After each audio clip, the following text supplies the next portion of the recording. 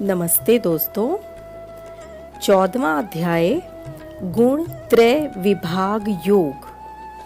आगे बढ़ते हैं और इसकी चर्चा करते हैं। श्री कृष्ण अर्जुन से परम ज्ञान को जानने की बात करते हैं, जिसे जानकर परम सिद्धि को प्राप्त करते हैं। इस ज्ञान को जानने वाला कभी व्याकुल नहीं होता।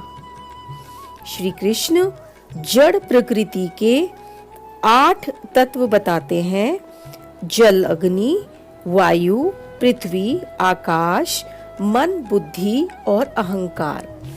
इन्हीं तत्वों के कारण प्रकृति को माता कहते हैं और वे कहते हैं कि मैं कृष्ण आत्मा के रूप में बीज को स्थापित करता हूँ, जिससे समस्त चर अचर प्राणी जन्म लेते हैं। सभी शरीर धारण करने वाले प्राणियों में मैं ब्रह्म यानी आत्मा रूपी बीज स्थापित करने वाला पिता हूँ। प्रकृति से लिए गए सात्विक, राजसिक और तामसिक गुणों के कारण जीवात्मा शरीर में बंध जाती है। सतोगुण आत्मा को प्रकाश देने वाला होता है, क्योंकि जीव सुख और ज्ञान के अहंकार में बंध जाता है। रजोगुण कामनाओं और लोभ से पैदा होता है, जिससे जीव फल की इच्छा से बंधता है। तमोगुण शरीर के प्रति मोह के कारण अज्ञान से उत्पन्न होता है, यानी विकार देता है।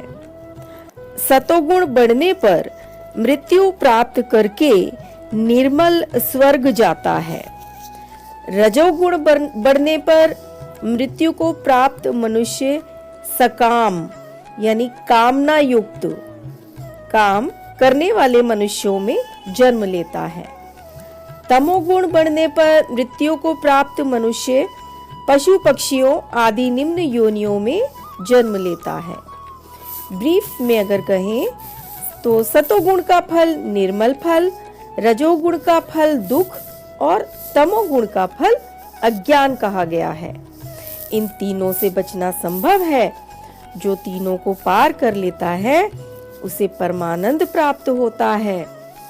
अर्जुन पूछने लगे कि इन तीनों को पार करने के लिए मनुष्य में कौन से लक्षण होते हैं? तो श्री कृष्ण ने जवाब दिया कि यदि कोई उदासीन भाव में रहता हो और इन गुणों के आने जाने का उस पर असर नहीं हो, वह यदि स्थिर रह जाता है तो इन गुणों से पार हो जाता है। यानी जब हम उदास होते हैं तो क्या किसी काम में हमारा मन लगता है? तो ठीक उसी तरह का बर्ताव करना है। वे कहते हैं कि हमें इन गुणों का कर्ता यानी करने वाला नहीं बनना, इनमें रुचि नहीं रखनी। दृष्टा बनकर उदासीन भाव से केवल इन्हें देखना है, इनसे घृणा भी नहीं करनी। संभाव में रहने वाला ही इन गुणों के बंधन से बच सकता है। जो मनुष्य अनन्य भाव से कृष्ण की भक्ति में लीन रहता है, वह इन्हें पार कर लेता है। तो क्या कहेंगे आप? जय श्री राधे।